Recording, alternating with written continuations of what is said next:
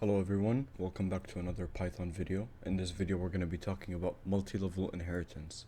So multi-level inheritance is when a child class inherits from another child class. So think of it as you have a child and that child inherits from the parent, which is the child of a grandparent. So it's like three levels: grandparent, parent, and child. So the child is inheriting from the parent and the parent inherits from the grandparent. So let's get started with an example. So let's say we have a car class. So class car, and let's say the car is working. So working is set to true. And let's make another class, and let's call it Chevy. And that is going to inherit from the car class, because a Chevy is a car. And we can define a function, so def drive, and we can make this print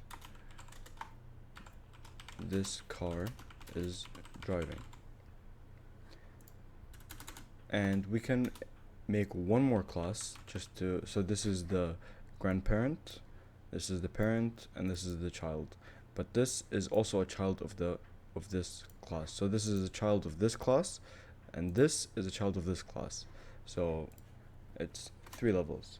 So class Corvette, this is going to be our last class, and it's going to inherit from Chevy, because a Chevy or a Corvette is a Chevy, and a Chevy is a car.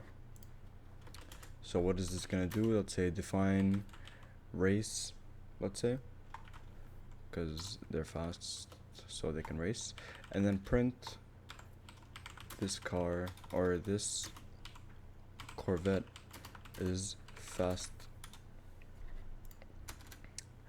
And let's try out all these classes. So first let's make an object of the class. So Corvette equals Corvette. We're going to call the Corvette Corvette. And let's say print Corvette dot. As you can see right here, we have three. We have working, race, and self. Working is taken from class car. As you can see right here, it's inheriting the working variable from this class, the grandparent.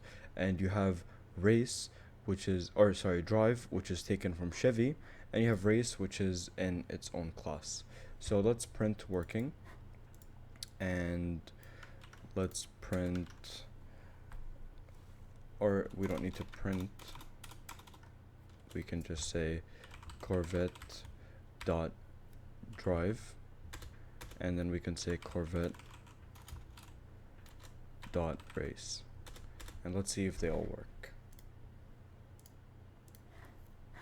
And as you can see, it all works. It's working, true, and it's driving, and it's fast, because if it's a Chevy, it works, but if it's a Ford, then it's found on road dead.